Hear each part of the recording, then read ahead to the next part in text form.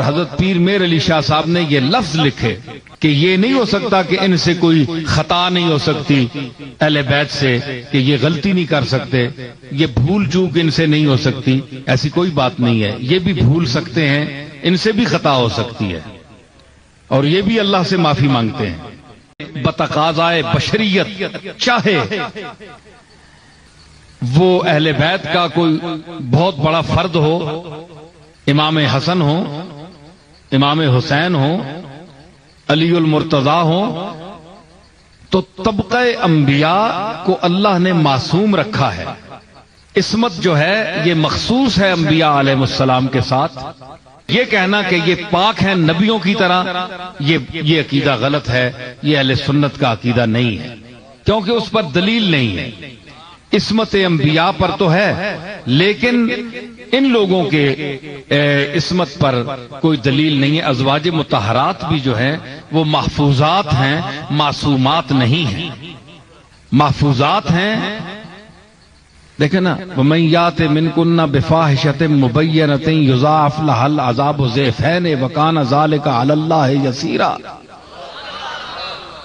اگر امکان گناہ نہ ہوتا تو اللہ نے فرمایا کہ اے نبی کی بیویوں، اگر تم میں سے کسی نے فحشہ کام کیا تو امت کے لوگوں کو ایک بدلہ دوں گا اور تمہیں دو، اس لیے کہ تم رسول کی بیوی ہو اور ایسا کام کیوں کیا ہے؟ امکان گناہ نہ ہوتا تو اللہ کیوں فرماتا؟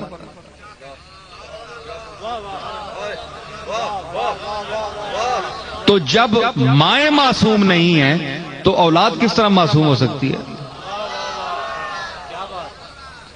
تو اسی پر پیر میر علی شاہ صاحب نے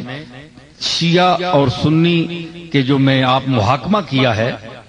اور تسویہ ما بین سنی و شیعہ میں بڑی تفصیلی بحث کی ہے، اس میں انہوں نے یہ بھی لکھا ہے، حالانکہ ایک سید گھرانے سے ان کا تعلق ہے، اور بعض لوگوں کا یہ خیال ہے کہ جو شخص سید ہو اس کا شیعہ ہونا ضروری ہے، کہ وہ شیعہ مسلک کا آدمی ہو، اگر وہ شیعہ نہیں ہے تو وہ سید نہیں ہے۔ تو یہ ایک غلط فہمی ہے۔ محمد اور آل محمد سے محبت کرنا یہ اصل ہے، یہ ایمان کی اصل ہے۔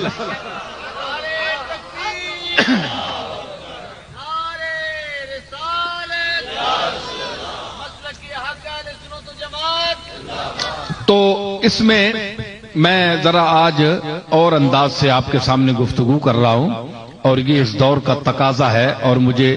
ضرورت ہے اس موضوع پر بولنے کی۔ تو صحابہ کا بڑا مقام ہے، اور اس میں بھی درجات ہیں، سابقون الاولون ہیں، کچھ پہلے ایمان لائے، کچھ بعد دور میں لائے، تو اللہ نے ان کے لیے بھی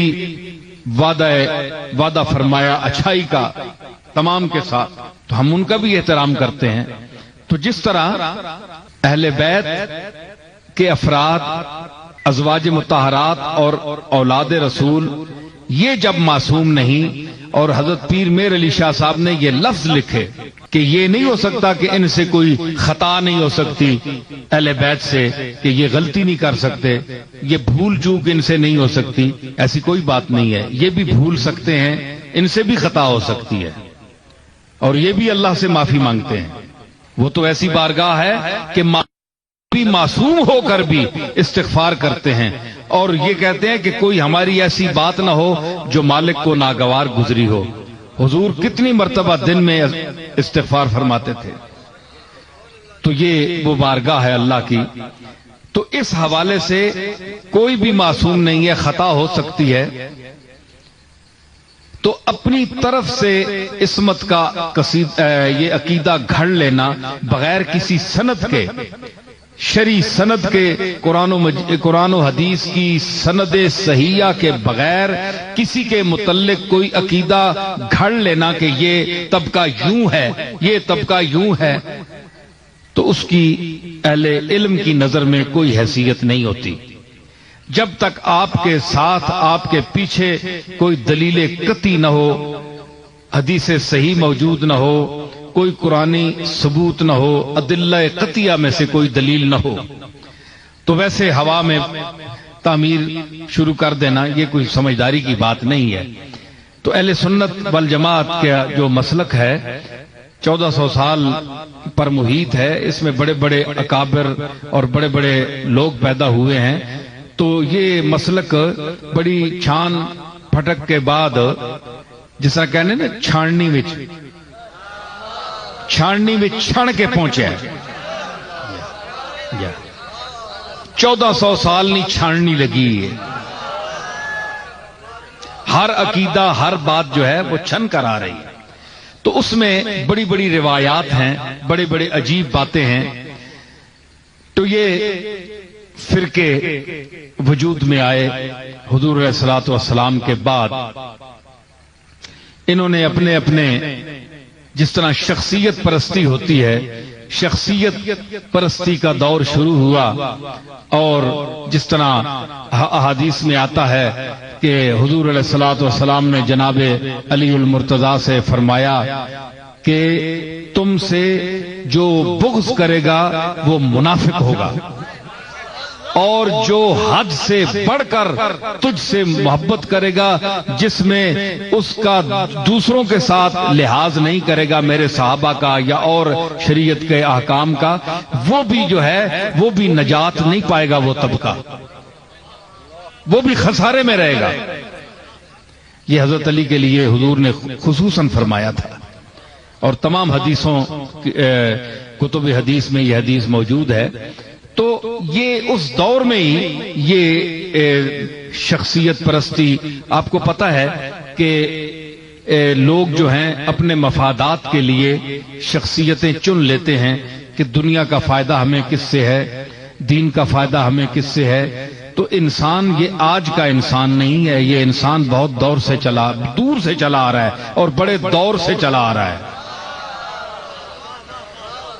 آدم سے شروع ہوا آج تک پہنچا ہے، آپ دیکھیں اس نے کتنی ترقی کی ہے، اس میں کتنا اس کا علم ہے، یہ آپ کے سامنے ہے سب کے۔ تو آپ یہ کہیں جناب کہ